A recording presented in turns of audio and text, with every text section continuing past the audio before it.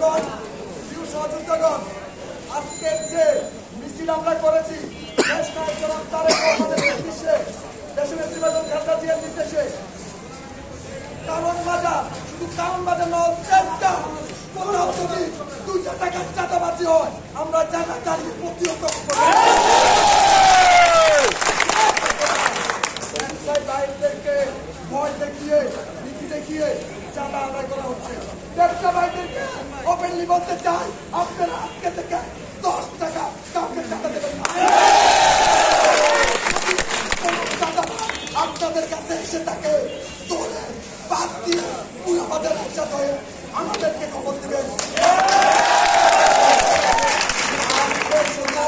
আজকে শুধু চুর পরিমাণ দেখিয়েছি, ইনশাআল্লাহ তার পরিমাণ দেখালে দেশটা থেকে চাঁদাবাজ পালিয়ে যাবে। বিএনপির নাম বাড়িয়ে যেভাবে চাঁদাবাজি করতেছে কারণ বাজার থেকে, যেভাবে বিএনপির উপরে দায় চাপাচ্ছে, এই তারপর বিএনপি নিবে না, ওই লোক বিএনপির না। তারা বিএনপির নাম বাড়িয়ে চাঁদাবাজি করে। আরেকটা বিষয়, আমরা এখানে একসাথে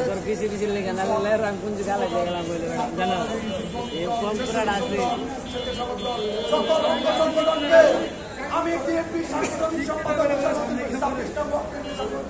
হিসেবে আমি ধন্যবাদ জানিয়ে আগামী দিনে এই স্বৈরাচার ফ্যাসিস্ট হাসিনা কুত্তা বাহিনী দিয়ে যেভাবে চাঁদাবাজি করাচ্ছে, এই কুত্তা বাহিনীকে প্রতিহত করবে ইনশাআল্লাহ।